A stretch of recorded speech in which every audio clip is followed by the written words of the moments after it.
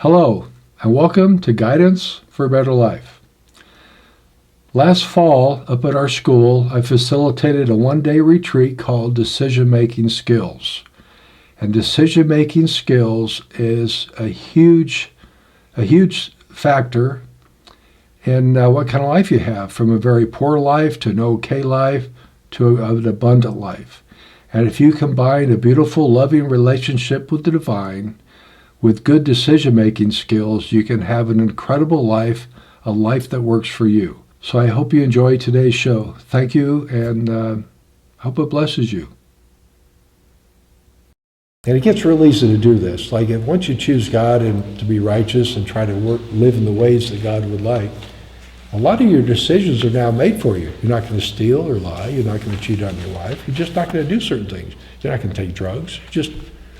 A lot of those things are off the table because they don't fit with your long-term goals.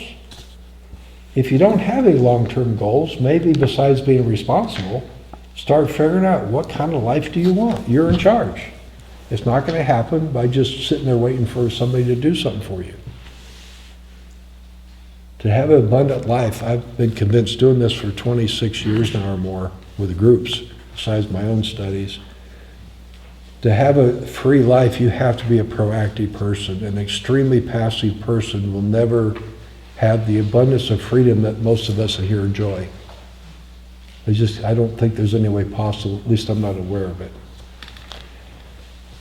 And if you start having the first part, besides being responsible, figure out you're responsible for deciding what's your overarching goals. Not like what you're having for breakfast or something, but like career or relationship in your marriage or how you want to raise your kids or whatever. It's kind of the overarching goals or your relationship with the divine. Once you figure out your overall kind of long-term goals in life, and they can change. I never thought I'd be teaching or whatever, but it can change. But at least I have a starting point. Once you have a starting point and be flexible with new information, your long-term goals, and take the long view. If you do decisions, like go out and rob a bank or do some type of drugs that you get fired from your job or something, just on the spur of the moment. If you don't want to do things like that hobble you basically, you lose a lot of rights in society by doing certain things. Or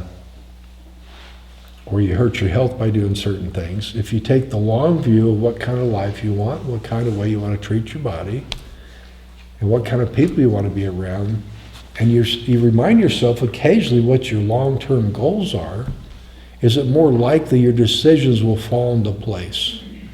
And it cuts out a lot of decisions that could be a problem to your long-term goals. Okay? I'll give an example I've used up here for a particular reason that students up here know.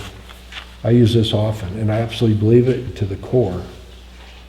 If you make decisions ahead of time on certain areas, then when you're all messed up or emotionally in highs or lows, you've already made the decision. Remember, we already said if you're really angry, you're all worked up, lustful, or you're all liquored up or whatever, is it likely you can make a decision that doesn't fit with your long-term goals?